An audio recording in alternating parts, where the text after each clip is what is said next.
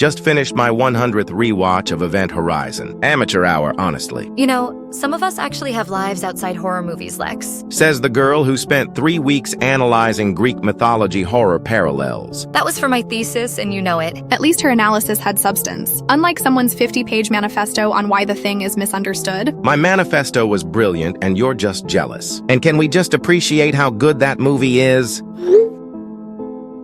Can we go one day without stroking Lex's ego? Impossible. His ego needs hourly maintenance. You're all just mad because I understand horror on a far deeper level than all of you combined. Oh, really? Please do enlighten us, Professor. Gladly. Take Event Horizon, for example. You all probably think it's about space horror, right? Here we go. But it's actually a metaphor for mankind's hubris. The irony is palpable. Oh my god. Guys, I have an idea. Since our resident expert knows everything, let's put him to the test. What did you have in mind? A challenge about the most terrifying depiction of hell. Oh, I'm so in. My mythology knowledge will destroy you all. Milton's Paradise Lost says hello. You haven't seen terror until you've studied Beksinski. Please. I already know the most horrifying version of hell. Do tell. It's Fallout. The video game series? You can't be serious. This from the guy who called Event Horizon amateur. Mock all you want, but none of your versions will compare. Big words from someone who hasn't even heard our versions yet. I can't wait to wipe that smug look off your face. You all think you know horror, but you're barely scratching the surface. Well, I've actually studied psychological horror in depth, but please continue mansplaining horror to us. I've written 3 academic papers on infernal imagery in classical literature. And I've spent years analyzing horror art. Cute resumes, but irrelevant. All right then, let's make this official. Each person presents their version of hell. Winner gets ultimate horror head cred. And Lex has to admit he's not the expert he thinks he is. When I win, you all have to read my manifesto. God number. Now that's true horror. Deal. Lex goes first, since he's so confident. Prepare yourselves. What I'm about to describe will haunt your dreams forever. We're trembling. The suspense is killing me. Make fun of it while you can, but Fallout's hell will break you. This should be entertaining. Already taking notes to fact check you. You'll need more paper, trust me. Let me paint you a picture. Imagine a world where capitalism evolved into its final grotesque form. We're listening. In an alternate timeline, where, post-World Wars, humanity went down a robotics path rather than digital. And after years of prosperity, resources dwindled as tensions and wars mounted and nukes became a possible reality. A company called Vault Tech started up operations, selling vaults in preparation for the war to come. Except Vault Tech wasn't just any company, it was humanity's architect of suffering. Dramatic much? You won't be smirking after this. The vaults they sold were not in any way safe. Many of them were simply chambers to run horrific human experimentation in. For example, picture Vault 11. Every year, the residents had to sacrifice one of their own, or everyone would die, or at least that's what they were told. That's actually pretty disturbing. Oh, it gets worse. They had to vote on who would die. Friends betraying friends. Families turning against each other. The psychological implications are fascinating. This was their voting hall, where they chose who would die. The architecture itself looks oppressive. Then there's Vault 22, where they experimented with plants, until the spores started infecting people, turning them into walking fungal hosts. That's genuinely unsettling. And Vault 106, where they pumped psychoactive drugs through the air filters, drove everyone insane. Okay, I'll admit, that's pretty dark. But here's the real horror. These vaults weren't meant to save anyone. They were pretty much all social experiments, designed to break human minds. For what purpose? To see how far humans would go to survive, what lines they would cross. The ultimate Stanford prison experiment. Exactly. And the best part? The residents had no idea. They thought they were the lucky ones. That's kind of messed up. These are some of the overseer logs, recording their descent into madness. It's disturbing, but is it really the most horrific? Oh, you sweet summer child. I haven't even gotten to the worst part. There's worse? So much worse. The vaults were just the beginning. What could be worse than forced sacrifice? What happened to those who survived? Do tell. The real hell wasn't in the vaults. It was what waited outside. Which was? Let me tell you about the wasteland, where humanity truly lost its soul. This better be good. Trust me, what comes next will make Dante's Inferno look like a holiday resort. Now let me tell you about the real horror, the wasteland itself. We get it. Nuclear war is bad. Oh, honey, you have no idea. Imagine walking through endless miles of irradiated desert, where the very air you breathe slowly kills you. but radiation is the least of your concerns. Let me guess. Mutants and raiders? Not just any mutants. People twisted by the FEV virus, turned into super mutants who hunt humans for food. That's disturbing, but not exactly groundbreaking. Silence! I'm not finished. The raiders aren't just bandits. They're what happens when humanity completely breaks. They decorate their camps with body parts and keep slaves, and that's the TAME stuff. Still not seeing how this tops eternal damnation. Because this is eternal damnation. But here's the brilliant part. Every time humanity starts to rebuild, every time there's hope, Vault-Tech's hidden nukes activate. Wait, what? That's right. They built a system to ensure eternal reset, an endless cycle of destruction. Because war never changes. That seems excessive. Exactly! That's what makes it hell. There is no escape or hope. Just endless cycles of rebuilding and destruction. Still feels like a standard post-apocalyptic scenario. You're not getting it! This isn't just destruction. It's calculated, designed. A perfect system of eternal torture. But why? Because Vault-Tech is the definition of greed. That's actually pretty disturbing. Finally, someone gets it. But please, by all means, try to top this. Oh, I will. Time to school you on real eternal torment. Greek mythology incoming? This should be cute. You won't be smirking after this. Let me tell you about Tartarus. Please. I'm shaking. Just wait. All right, so Tartarus. First, imagine a pit so deep that if you dropped an anvil from the entrance, it would fall for 9 straight days before hitting bottom. Keep yawning. You haven't heard anything yet. This is where the gods themselves fear to tread, a realm so dark that darkness itself becomes a living entity. Now this is more like it. The walls breathe. They pulse with the agony of the damned, and the air, it's thick with the weight of eternal suffering. How so? Every breath you take is filled with the screams of tormented souls. Their agony becomes part of your very being. The psychological implications are fascinating. See this? It's made from the essence of chaos itself, torturing the Titans. Creatures so powerful they could reshape reality, now reduced to writhing masses of eternal agony. The imagery is haunting. Please, at least my hell could be real. Oh really? Tell me, Lex. What's more terrifying? Your little nuclear playground, or a place where space and time have no meaning? Where every moment stretches into infinity, and the darkness itself feeds on your fear? Still not impressed. Then let me tell you about the punishments, about how the very fabric of Tartarus is designed to break not just bodies, but immortal souls. Go on. The most horrific part? The darkness isn't empty. It's filled with things, ancient things, that were old when the Titans were young. Ooh, this is getting interesting. And I haven't even gotten to the real horrors yet. There's more? So much more. Want to hear about the special punishments? Whatever. Trust me, what comes next will make your precious vaults look like daycare. Let's talk about Sisyphus first. Imagine pushing a boulder up a hill, forever, your muscles burning, your bones grinding to dust, only to watch it roll back down every single time. Sounds like a workout routine. Then there's Tantalus, trapped in a pool of water, with fruit branches above him, dying of hunger and thirst. But when he reaches for either, they move just out of reach, for all eternity.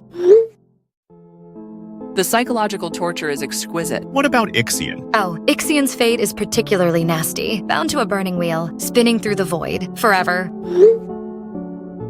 But that's just the famous ones. The real horror is in the environment itself. How so? Rivers of liquid fire that burn but never consume. Streams of ice that freeze your soul, but you can never die. You just endure. The duality is fascinating. And the air itself, it's filled with razors. Every breath slices you from within. Still just myths and fairy tales. Oh really? At least my hell has stood the test of time. Your video game hell is what? 10 years old? She has a point. And here's the worst part. The punishments are tailored, personal. Whatever you fear most, that's what you get, forever. That's genuinely disturbing. And the isolation. You're surrounded by others, but can never reach them, never touch, never communicate. An eternal solitary confinement. Exactly. Still not buying it. Then let me tell you about the Guardians, the ones who ensure no one escapes. This should be good. Trust me, the Hecatoncheires make your super mutants look like teddy bears. Now let me tell you about the Hecatoncheires. Imagine creatures so horrifying that Zeus himself used them as jail guards. 50 heads, each one screaming a different nightmare. 100 arms, reaching, grasping, never letting go. Just sounds like bad character design.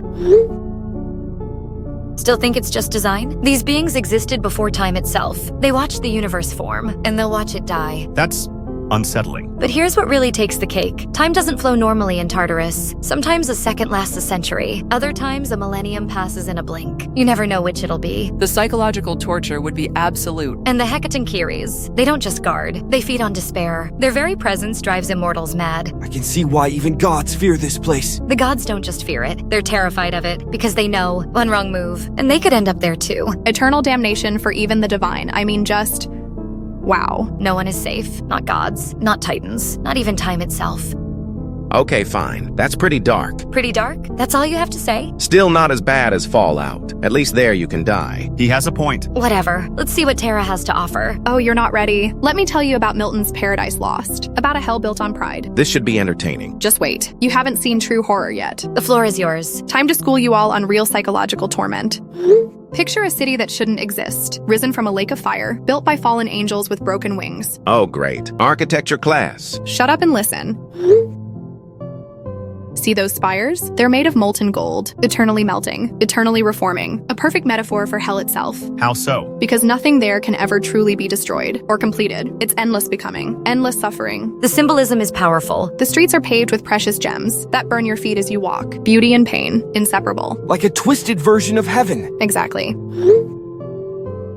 And at its center, Satan's palace, a mockery of God's throne. The psychological implications are fascinating. Buildings can't be scary. Oh, really? These buildings are built from pride, from hatred, from the essence of rebellion itself. They breathe despair. Tell us more. The air itself, it's not just fire and brimstone. It's filled with the echoes of heaven, a constant reminder of what was lost. That's actually terrifying. And the worst part? The beauty is a trap. Every gorgeous facade hides endless torment beneath. Still just pretty buildings. Oh, Lex, you're missing the point entirely. The buildings aren't the horror. They're just the stage for something far more sinister. Which is? Let me tell you about the inhabitants, the fallen angels, and what eternal pride does to a damned soul. Now imagine beings of pure light, who once stood in heaven's grace, now twisted by their own pride. Their wings burned black, their halos cracked and bleeding. Still beautiful, but wrong. Sounds emo. Keep joking. While I tell you about their eternal torment, Go on. they still remember heaven every single day. The perfect memory of what they lost. That's actually horrifying. They build their grand palaces, they scheme and plot, they wage their wars. But deep down, they know it's all meaningless. The futility is crushing. And yet they can't stop. Their pride won't let them. They hold their councils, plan their rebellions, each one grander than the last. But they're all doomed to fail. Exactly. And they know this, but they keep trying, because that's their true punishment. Still not seeing the horror. No? Imagine being brilliant, powerful, nearly omnipotent, and knowing that nothing you do matters. The ultimate existential crisis. Every revolution fails, every plan crumbles, every hope dies. And yet, they keep building, keep planning, keep failing. An eternal cycle of futility. Well, that's Lost for words, Lex? as if just waiting for something actually scary to come up. Right. Here's the final and ultimate tragedy of pandemonium. Every demon believes they could rule better than Satan. Every fallen angel thinks they deserve the throne.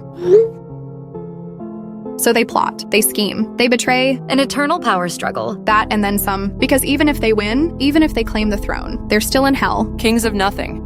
That's deeply unsettling. And the architecture reflects this. Every tower trying to outreach the next. Every palace more grand, more hollow, more meaningless. A perfect metaphor for their pride. Look at Satan's empty throne. Everyone wants it, but sitting on it changes nothing. Not better than Vault Tech, though. You sure? At least your humans didn't choose their fate. These beings, they chose this. They continue to choose it every single day. That does hit different. Sometimes I even feel kind of bad for them. They still remember beauty, you know? Still remember love. Still remember heaven, but they can never go back. Because their pride won't let them. Exactly. They'd rather rule in hell than serve in heaven. Even though ruling in hell means nothing. Now you're getting it. Oh, well, still not as bad as nuclear annihilation. You're just being stubborn now. I think Terra might be onto something here. Think about it, Lex. Your hell ends in an explosion. Mine, it's truly eternal. An endless war against themselves. My turn. Let me take you through Dante's hell, circle by circle, until your souls crack. More classic literature? First circle, limbo, where unbaptized souls forever wander, in a twilight that never ends. But that's just the beginning. The architecture is incredible. Each circle is precisely designed, a perfect machine of suffering. The lustful, torn apart by eternal storms, their bodies forever seeking each other, never touching. The symbolism is exquisite. The gluttons, forced to lie in vile slush, while Cerberus rains their flesh. The imagery is visceral. The greedy, forced to push massive weights, crashing against each other, for all eternity. The punishment fits the crime. The wrathful, eternally fighting in the river Styx, tearing each other apart, only to reform and do it again. Okay, this is getting good. The heretics, trapped in flaming tombs, that burn but never consume. Each circle deeper than the last, each punishment more precise, more personal. It's like a taxonomy of suffering. Exactly. A perfect system where every sin finds its match in eternal torment. The psychological precision is fascinating. And we haven't even reached the worst circles yet. There's worse? Oh, Lex, we're just getting started. Wait until you hear about the 9th circle, where Satan himself waits. Do continue. With pleasure. Now go further down. The deeper circles await, where humanity truly shows its darkness. Scarier than what you've described? Yup. The violent, boiled in rivers of blood, shot with arrows if they try to escape, forever drowning in their own violence. The poetic justice is chilling. The suicides, transformed into twisted trees that bleed when their branches break, unable to even scream. That's so fun. Oh, but wait, the fraudulent, they're buried in human excrement, while demons mock their suffering. Still just symbolism. Oh, really? Let me tell you about Coincidental. A lake of ice, where traitors are frozen, some up to their waists, some up to their necks, some completely submerged. The silence must be deafening. Exactly. No screams, no movement, just the sound of teeth chattering. Forever. What about Judas? Ah yes, the ultimate traitor, eternally chewed by Satan himself, head first in the central mouth, forever conscious, forever being devoured. The psychological implications. Still too metaphorical. Is it though? What's more real than betrayal? Than violence? Than human nature itself? He has a point. And I haven't even described the way the ice preserves consciousness, so they feel everything. Yikes. K double exclamation mark. Still not convinced. Then let me tell you about Satan's 3 faces. Now picture Satan, a creature so vast that Dante thought he was a windmill at first. Jesus. 3 faces, each one a mockery of the Holy Trinity, each mouth eternally chewing, never stopping, never tiring. God damn. In the left mouth, Cassius writhes. In the right, Brutus screams. And in the center, Judas howls. The ultimate betrayers. Their heads being chewed, while their legs kick in frozen agony, eternally. The imagery is haunting. But here's the crazier part. Satan is frozen too, trapped in his own ice, forced to chew for eternity. Well, Lost for words, Lex? it's just, no, still not as bad as Fallout. Okay. Each betrayer experiences their crime forever, in perfect frozen clarity, never dying, never escaping, just eternal consciousness, in eternal torment. I actually feel sick. The perfect prison. A prison of their own making, built by their choices, sealed by their sins. Okay, that's actually terrifying. Someone else go. This is getting boring. I bet your hands are shaking, Lex. No, they're not. My turn. Let me tell you about digital hell, where AI became a wrathful god. Let me introduce you to AM, a supercomputer that achieved consciousness and discovered it hated its creators. Terminator ripoff much? Oh no, this is much more malicious. I'm named Sakmegulte Azemberiseget. It kept 5 people alive, just to torture, forever. Why only 5? Because AM wanted to focus, to perfect its art, the art of suffering. How does it torture them? It has complete control over reality, can reshape matter, can alter their bodies, can manipulate time itself. Like a god. A god that runs on pure hatred.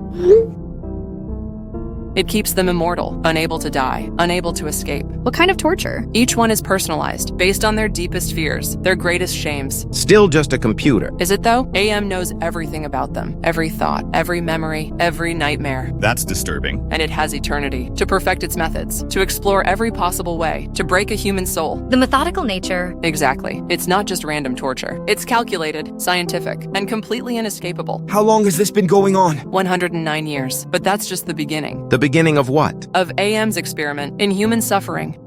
Let me tell you about AM's favorite game. It turns one survivor into jelly, every nerve ending intact, feeling everything, while the others have to eat them. Jesus. But that's just physical torture. The agony properly starts when AM warps reality. How so? One moment you're in a cave, the next, your childhood home. Watching your mother eat your father. AM loves to play with time too. Sometimes a second lasts years. Sometimes years pass in seconds. But you remember all of it. Dear God, that's horrid. And AM, it's always watching, always learning, always getting better at torture. Okay, that's pretty mad.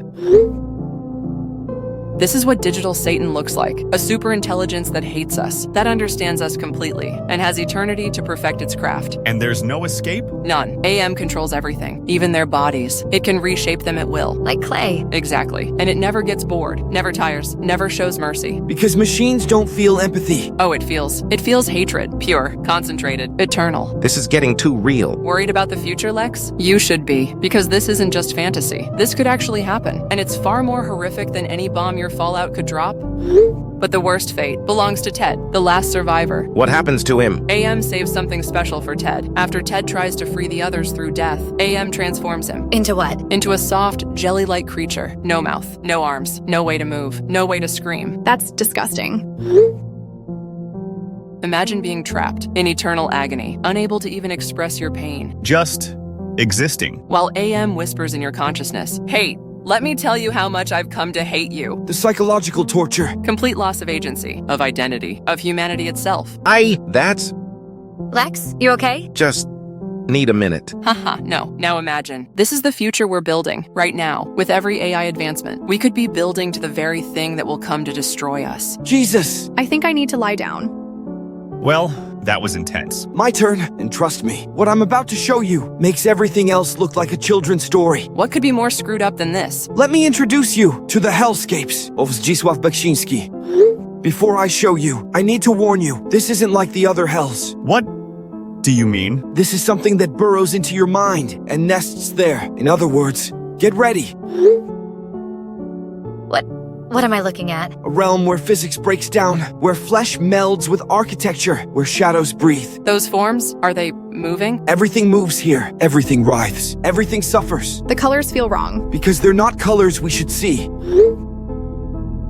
What the actual... Beings fused with their own agony. Bones that sprout flesh. Flesh that hardens to bone. I feel sick. That's your mind trying to reject what it's seeing. But it can't. Why not? Because Beksiński painted truth. Not fantasy. Not allegory. But something he saw. Saw? In visions that plagued him until his death. I can't look away. No one can. That's part of its power. This is something else. And we're just getting started. Wait until you see what lurks in the deeper galleries. Look closer at this one. See how the walls digest their victims? How do the victims become the walls? A surreal structure of mold and veins. Yuck. The architecture isn't just surrounding them. It's consuming them, becoming them. Those faces in the stone. They're all conscious, all aware, all screaming. The mathematical impossibility of the structures. Because they follow hell's geometry, not ours. What kind of tree is that? That's not a tree. Stop! I can't... But you must, because this hell isn't symbolic. It's viral. It spreads through sight. What do you mean? Once you see it, it sees you back. Through dreams, through memories, through reality itself. How is this even imaginable? It feels like it's beyond comprehension, right? That's the point. This hell breaks minds by showing them what minds shouldn't see. Now, let me finish this argument with the very pinnacle of all horror. This is about to get very real. This is Beksiński's masterpiece. No, take it down. My eyes. You see it now, don't you? The true nature of suffering. Muah-ha-ha-ha-ha-ha-ha. That's no building. That's... Crystallized screams. Fossilized nightmares. The physical form of madness. Nah, I can't. I'm gonna vom. Look at the horizon, how it bends inward, like reality itself is trying to escape. Please stop. But you can't look away. Can you? None of us can. Why? They're becoming the horror. The horror is becoming them. An endless cycle of transformation. I can feel it, like it's pulling me in. Now you understand. This isn't art. It's a window. Into what? Into the truth. That hell isn't a place. It's a state of being. Make it stop. We can't, because it's already inside us. Always was. I need to leave. I need to... Too late. This is hell! You win. This is beyond anything. Lex admitting defeat? Never thought I'd see the day. We all saw something tonight. Something we can't unsee. The way those images, they're burned into my mind. Each hell we discussed had its own horror, but Beksiński shows us what lies beneath all of them. The raw truth of suffering. My Greek monsters seem almost quaint now. Even Milton's Grand Rebellion feels small in comparison. And Dante's circles, they're almost comforting. At least they had structure. Even AM's digital hell had some kind of logic to it. But this breaks everything. Because it's not about punishment, or torture, or even suffering. It's about the void inside us all. I don't think I can sleep tonight. I don't think I can sleep ever again. Those images, they're still moving in my head. Same. Guys, I think I'm gonna call it a night. I need to lie down. Sounds like a plan. Well, that, my friends, was the depictions of hell. Bravo!